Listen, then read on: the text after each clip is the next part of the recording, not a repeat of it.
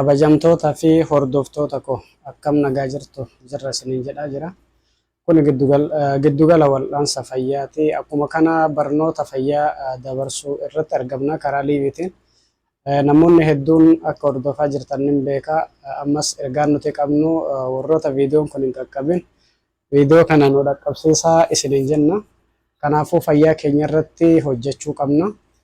Barumsa keenyas jalqabnee jirra. Gaafnaaf dhukkuboonni yeroo ammaa jechuudha.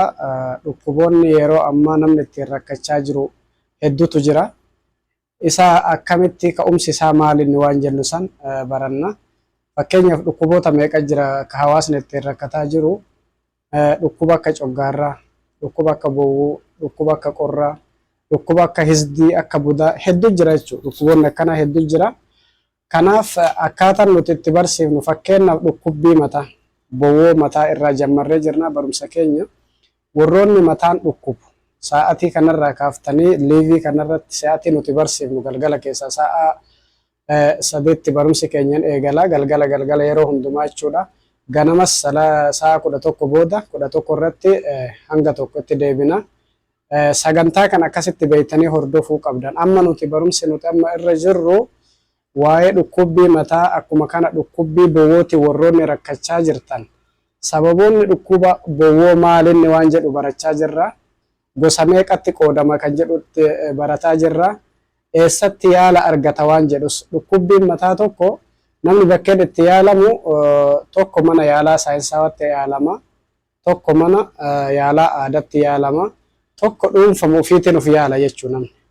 Bakkeen namni itti yaalamu bakka sadiin kana. Kana keessa dhukkuboonni bowwoo wajjin wal qabatan, dhukkubbii mataa wajjin wal qabatan gosa meeqa? Gosoota jiran kana keessaa hoo kan mana saayinsiitti yaalamee fayyuu danda'u dhukkuba bowwoo kamiiti?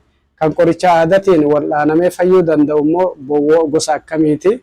Kanummaa abbichi uf yaalee uf fayyisuu danda'u immoo bowwoo gosa akkamiiti? Waan jedhu san akkasitti adda baafnee barachuu fi kun isin hundaani fayyadaa jedhee yaada. Yeroo ammaatitti wanti namni beeku guddaan tokko maalinni bowwoon manuma yaalaa qofatti fayyaa jechuuti beeka hedduun nama akkasii miti.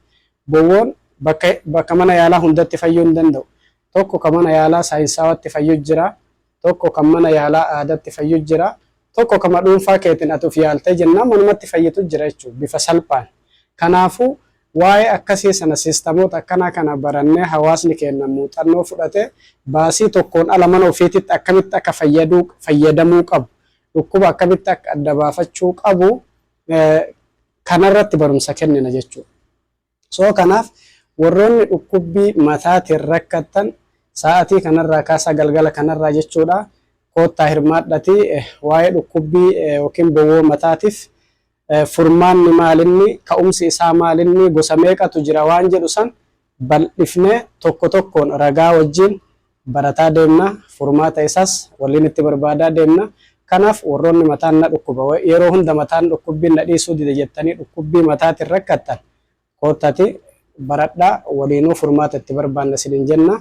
Fayyaan faayaa, fayyaan qabeenya hunda keessanuu fayyaa isiniif hawwaa. Fayyaan isiniif haa ta'u, nagaan naaf tura.